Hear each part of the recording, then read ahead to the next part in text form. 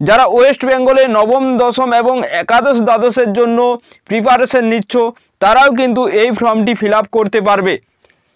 Hello friends, welcome to Biswajoy YouTube channel. Biswajoy YouTube চ্যানেলের most important ভিডিওতে তোমাদের সকলকে স্বাগত জানাই।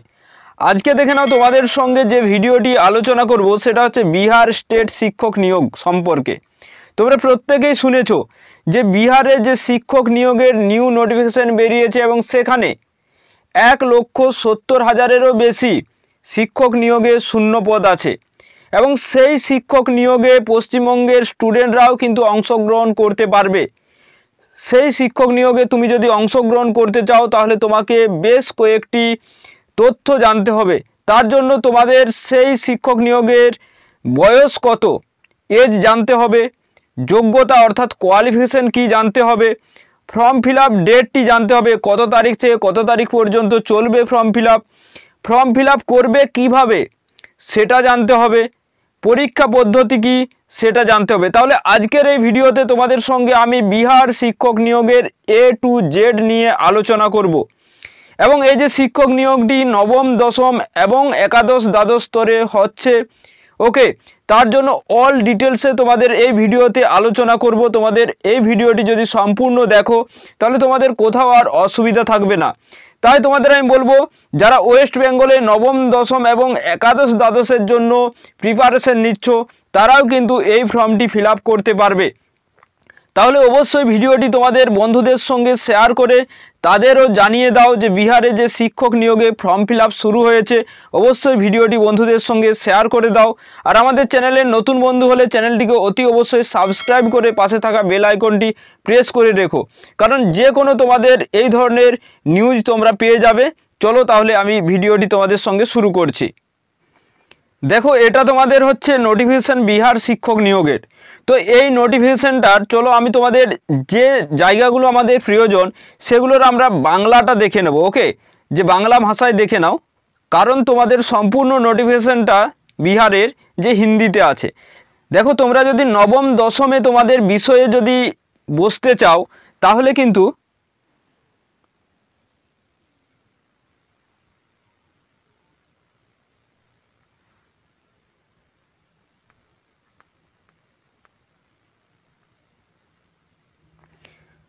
আমরা প্রথমে জেনে নেব যে নবম দশম। দেখো, এখানে পেপার 1 এবং পেপার 2 দুটো পেপারে পরীক্ষা হবে।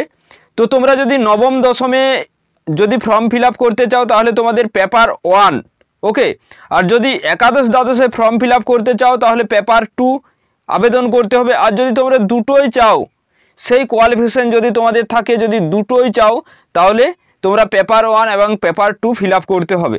তাহলে দেখে নাও তোমাদের যে ফর্ম ফিল আপ, এই যে বিহার স্টেটের যে ফর্ম ফিল আপ, সেই ফর্ম ফিল আপটি শুরু হয়েছে 14/12 অর্থাৎ ডিসেম্বর মাসের 14 তারিখ থেকে কিন্তু ফর্ম ফিল আপটি শুরু হয়ে গেছে।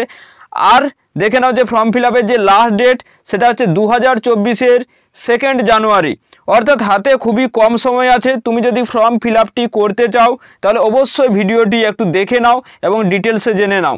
তো সেই ফর্ম ফিল আপ করতে গেলে তোমার যে বয়সটি হতে হবে সেটা 21 থেকে 37 বছরের মধ্যে। ওকে, 1/8 অর্থাৎ 1 আগস্ট 2024-এ তোমাদের যদি 21 বছর হয় তাহলে তোমরা কিন্তু এই ফর্মটি ফিল আপ করতে পারবে। এবং 37 বছর পর্যন্ত যারা জেনারেল ক্যান্ডিডেট আছো, জেনারেল ফিমেল ক্যান্ডিডেটরা 40 বছর পর্যন্ত এই ফর্মটি ফিল আপ করতে পারবে। ওবিসি ক্যান্ডিডেটরা 40 বছর পর্যন্ত ফর্মটি ফিল আপ করতে পারবে, মানে বয়সের যে ঊর্ধ্বসীমা। এসটি এসসিরা 42 বছর পর্যন্ত এবং পিএইচরা আরও 10 বছর কিন্তু অতিরিক্ত ছাড় পাবে বয়সের ক্ষেত্রে। এরপর আমরা দেখো নেক্সট চলে যাব যে যোগ্যতা। দেখো, এখানে আমি তোমাদের বললাম যে পেপার 1 এবং পেপার 2 বললাম। তো দেখো, পেপার 1-এর যে যোগ্যতা দেখে নাও, সেখানে তোমাদের গ্র্যাজুয়েশনে 50% প্লাস কিন্তু তোমাদের বিএড ডিগ্রিটি কমপ্লিট চাই। তাহলে তুমি যদি গ্র্যাজুয়েশনে তোমাদের যেই সাবজেক্ট হয়ে থাকুক না কেন, অনার্স, ওকে, সেই অনার্সে যদি তোমাদের 50% থাকে, সঙ্গে যদি তোমার বিএড কমপ্লিট থাকে তাহলে কিন্তু তুমি ফর্মটি ফিল আপ করতে পারবে। এবং এসটি এসসি এবং যেমন এনসিটির যে রুলস, সেই রুল অনুযায়ী যাদের ক্ষেত্রে ছাড় দেওয়া হয়েছে তারা কিন্তু প্রত্যেকেই 5% যে নাম্বারের ক্ষেত্রে ছাড়টা পাবে। এরপর দেখো না পেপার 2 অর্থাৎ একাদশ দ্বাদশ শ্রেণীতে যারা বসতে চাইছো, একাদশ দ্বাদশের যারা শিক্ষক নিয়োগ হতে চাইছো, তাদের যোগ্যতা যেটা পোস্ট গ্র্যাজুয়েশনে 50% প্লাস তোমাদের কিন্তু বিএড কমপ্লিট চাই। তাহলে দেখো যোগ্যতা যে পেপার 1 এবং পেপার 2 কি আমি বলে দিলাম। তাহলে তোমাদের যদি এই যোগ্যতা, যদি এই কোয়ালিফিকেশনের মধ্যে তোমরা থাকো, তাহলে অবশ্যই কিন্তু ফর্মটি ফিল আপ করতে পারবে। দেখে নাও, তারপরে আমরা চলে যাব যে ফর্ম ফিল আপের ক্ষেত্রে যে যে ডকুমেন্টসগুলো লাগবে সেটা একটু দেখে নাও। যে ফর্ম ফিল আপের ক্ষেত্রে দেখো মাধ্যমিকের অ্যাডমিট কার্ড লাগবে, বয়সটার জন্য মাধ্যমিকের অ্যাডমিট কার্ডটি লাগবে, মার্কশিট লাগবে এবং মাধ্যমিক সার্টিফিকেট লাগবে। সেরকম উচ্চ মাধ্যমিকের মার্কশিট লাগবে প্লাস সার্টিফিকেট লাগবে, গ্র্যাজুয়েশনেরও মার্কশিট প্লাস সার্টিফিকেট, পোস্ট গ্র্যাজুয়েশনও মার্কশিট প্লাস সার্টিফিকেট। এরপর তোমাদের যদি সার্টিফিকেট না থাকে তোমরা শুধুমাত্র মার্কশিটটি আপলোড করতে পারো এখন আপাতত। তো বিএডের ক্ষেত্রেও তোমাদের মার্কশিট প্লাস সার্টিফিকেট লাগবে, কাস্ট সার্টিফিকেট যদি থাকে কাস্ট সার্টিফিকেট লাগবে, এবং সিগনেচারটা যেটা আপলোড করবে 10 কেবি থেকে 50 কেবির মধ্যে, আর ফটোটা আপলোড করতে হবে 20 কেবি থেকে 100 কেবির মধ্যে। আর সম্পূর্ণ যদি তোমরা নোটিফিকেশানটি চাও তাহলে অবশ্যই আমাদের কিন্তু বিশ্বজয় যে অফিসিয়াল টেলিগ্রাম গ্রুপ, নোটিফিকেশানটা ডাউনলোড করে নিও টেলিগ্রাম গ্রুপে যুক্ত হয়ে। এরপর দেখে নেব যে ফি ডিটেলস, অর্থাৎ এক্সামিনেশনের ফি ডিটেলসটা একটু দেখে নাও। যে সিঙ্গেল পেপার, অর্থাৎ তুমি যদি পেপার 1 বা পেপার 2 যে কোনো একটা যদি দিতে চাও, তাহলে জেনারেল, ওবিসি এবং ইডাব্লিউএস ক্যান্ডিডেটদের ক্ষেত্রে 960 টাকা ফর্ম ফিল আপ করতে লাগবে। এসটি, এসসি, পিএইচ হলে 760 টাকা, শুধুমাত্র একটা পেপারের জন্য এই ফিটা।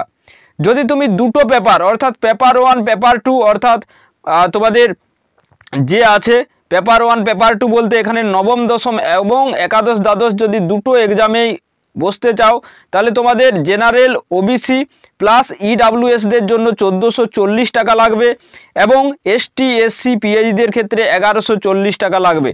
তাহলে ফর্ম ফিল আপ করতে হলে এই টাকাটা কিন্তু লাগবে। তো ফর্ম ফিল আপের যে স্টেজটা একটু আমি বলে দিই।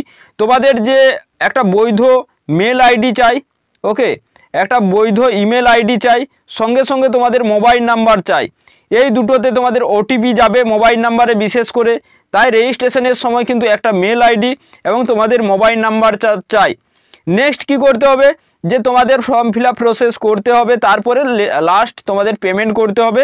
নেক্সট তোমরা পিডিএফটি ফর্ম ফিল আপে ডাউনলোড বা প্রিন্ট আউট করে নিতে হবে। এরপর দেখে নাও যে যে বিষয়গুলোর উপর শিক্ষক নিয়োগ হবে, এটা আমাদের দেখে নেওয়া প্রয়োজন যে কোন কোন বিষয়গুলির উপর তোমাদের এই বিহারের এস্টেট অর্থাৎ কি এস্টেট অর্থাৎ সেকেন্ডারি টিচার যে এলিজিবিলিটি টেস্ট, সেটা দেখে নাও কোন কোন বিষয়ের উপর হতে চলেছে। তাহলে দেখে নাও এটা তোমাদের পুরোপুরি নোটিফিকেশনটা তো কোন কোন বিষয়ের উপর হতে চলেছে তোমাদের আমি টেলিগ্রাম গ্রুপে, আমাদের যে টেলিগ্রাম গ্রুপ সেখানে দিয়ে দেবো। তো দেখে নাও এখানে যে বিষয়গুলো আছে এবং বিষয়গুলোর জন্য কিন্তু এক একটা কোড আছে। দেখো তোমার যদি উর্দু থাকে তাহলে তোমার 102 কোড, বাংলা যাদের আছে তাদের 103 কোড, ওকে 103 কোড আছে, মৈথিলি ভাষার জন্য 104 কোড। দেখেন আমাদের ওয়েস্ট বেঙ্গলে যে যে সাবজেক্টগুলো আছে যেমন সংস্কৃত আছে 105 কোড, হ্যাঁ। এরপর দেখে নাও তোমাদের আছে ইংরেজি 109 কোড আছে, অর্থাৎ ফর্ম ফিল আপের সময় কিন্তু এই কোডগুলো দিতে হবে। গণিতের জন্য 110 কোড আছে, বিজ্ঞানের জন্য 111, এরপর সামাজিক বিজ্ঞান হলে 112, ওকে। নেক্সট দেখে নেব যে এখানে যে শারীরিক শিক্ষা আছে 113। তো আরও দেখে নেব যে তোমাদের যে যে সাবজেক্টগুলো আছে পুরোপুরি, এখানে দেখো সঙ্গীত আছে, হ্যাঁ, যে ললিত কলা আছে, নৃত্য বিষয় আছে, এইগুলো আছে। তাছাড়া দেখে নাও যে সায়েন্সের মধ্যে যে বিষয়গুলো পড়ছে দেখে নাও physics, chemistry, economics, commerce, botany, math. তো যাদের এই সাবজেক্টগুলো আছে এবং এগুলো প্রচুর শূন্যপদ আছে, এক একটা সাবজেক্টে প্রচুর শূন্যপদ আছে। তো এই যে সাবজেক্টগুলোতে কিন্তু তোমরা বিহারে যে স্টেট এক্সামিনেশন সেখানে কিন্তু তোমাদের এই সাবজেক্টগুলো যদি থাকে গ্র্যাজুয়েশনে বা পোস্ট গ্র্যাজুয়েশনে তোমরা কিন্তু ফর্মটি ফিল আপ করতে পারবে। আর তোমাদের যাদের বাংলা আছে, ইংলিশ আছে, যাদের বাংলা আছে, ইংলিশ আছে, সংস্কৃত আছে, তাদের অনার্স থাকলেই হবে, ওকে। কিন্তু ফিজিক্স, কেমিস্ট্রি, ইকোনমিক্স যদি হয়, ধরে নাও ফিজিক্স যদি হয়, তোমাদের পোস্ট গ্র্যাজুয়েশনে বা গ্র্যাজুয়েশনে এই সাবজেক্টগুলো কিন্তু পাশে কিন্তু থাকতে হবে। এরপর নেক্সট আমরা দেখে নিই পরীক্ষা পদ্ধতিটি। দেখে নাও যে সিবিটি মোডে হবে, অর্থাৎ কম্পিউটার বেসড টেস্ট হবে। 2 ঘন্টা 30 মিনিটের টেস্ট হবে, 150 নাম্বার, মানে বুঝতেই পারছো যে 2.5 ঘন্টার কিন্তু পরীক্ষাটা হবে, সিবিটি মোডে হবে। নেক্সট এরপর দেখে নেব যে পেপার 1, ওকে, যে তোমরা যদি নবম দশমের ফর্মটি ফিল আপ করতে চাও, তুমি যদি বাংলাও সাবজেক্ট হয়ে থাকে, ইংলিশ ম্যাথ যাই হয়ে থাকুক না কেন, তো সেক্ষেত্রে কোয়ালিফিকেশান এলিজিবিলিটি তোমাদের বললাম। তো প্যাটার্নটা দেখে নাও যে 150টা এমসিকিউ থাকবে। তুমি ধরে নাও তোমার ম্যাথ সাবজেক্ট বা তোমাদের ইংলিশ সাবজেক্ট বা তোমাদের বেঙ্গলি সাবজেক্ট, তোমাদের নিজস্ব সাবজেক্ট থেকে থাকবে 100 নাম্বারের 100টি প্রশ্ন, ওকে।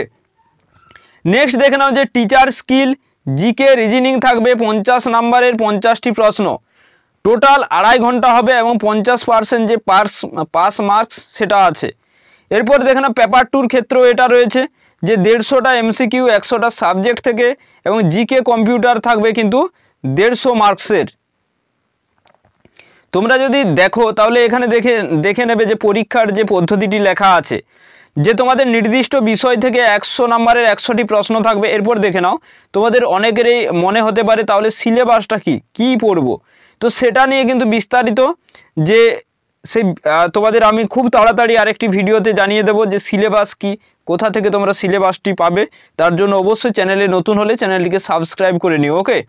তো দেখে নাও সেক্ষেত্রে এই যে তোমাদের 150 নাম্বারের যে পরীক্ষা হবে, এর মধ্যে যদি পাস মার্কসটা দেখো যে সকলের জন্য কিন্তু পাস মার্কসটা সমান নয়। দেখে নাও পাস মার্কসটা দেখে নাও, এখানে আছে দেখো যে উত্তীর্ণ অঙ্ক আছে অর্থাৎ পাস মার্ক, যে এখানে যদি দেখো যে জেনারেলদের জন্য 50%, অর্থাৎ 150-র মধ্যে তুমি যদি 75 নাম্বার পাও তাহলে কিন্তু পাস হয়ে যাবে।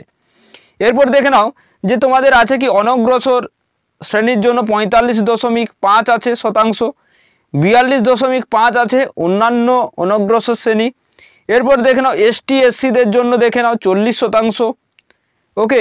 পিএইচদের ক্ষেত্রে দেখে নাও 40%, এবং মেয়ে যদি হয়ে থাকে ফিমেল ক্যান্ডিডেটদের জন্য কিন্তু 40% নাম্বার হলে কিন্তু তোমরা কোয়ালিফাই করতে পারবে, ওকে। তাহলে এই যে তোমাদের অল ডিটেলসে কিন্তু আমি তোমাদের জানিয়ে দিলাম। এই নোটিফিকেশনটা পুরোপুরি পেতে হলে আমাদের টেলিগ্রাম গ্রুপে যুক্ত হয়ে যাবে। ডেসক্রিপশন বক্সে আমি টেলিগ্রামের লিঙ্ক প্রোভাইড করে দেব। তাহলে দেখো বিহার স্টেট শিক্ষক নিয়োগ সম্পর্কে আমি তোমাদের সঙ্গে A to Z আলোচনা করলাম।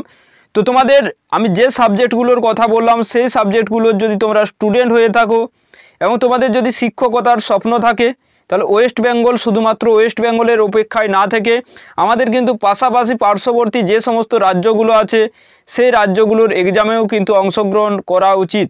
তাহলে তোমরা যারা অংশগ্রহণ করতে চাও তারা এইভাবে আমি তোমাদের যে বললাম প্রসেস, যদি তোমার এই কোয়ালিফিকেশন থাকে, এই এজ থাকে, বা ফর্ম ফিল আপ প্রসেস বলে দিলাম, পরীক্ষা পদ্ধতি বলে দিলাম, A to Z বলে দিলাম, তো এবং সিলেবাস কি সেটা খুব তাড়াতাড়ি আপডেট আমি দেব।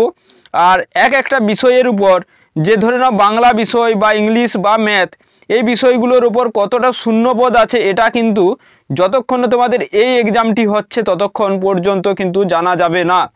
এরপর দেখে নাও exam date form fill up যতক্ষণ না হচ্ছে এক্সাম ডেট সম্পর্কেও কিচ্ছু জানা যাবে না। তাহলে প্রত্যেকেই ফর্মটি ফিল আপ করে নিতে পারো, ওকে। আর অবশ্যই তোমরা যদি তোমাদের কোনো কিছু জিজ্ঞাসা থাকে ডেসক্রিপশান তোমাদের কমেন্ট বক্সে কমেন্ট করো, বা টেলিগ্রাম গ্রুপে আমাদের যুক্ত হতে পারো। তো যদি কোনো কিছু ডাউট থাকে অবশ্যই কমেন্ট বক্সে কমেন্ট করো, আমি তার রিপ্লাই দেব। প্রত্যেকে সুস্থ থাকবে। Thank you so much for watching.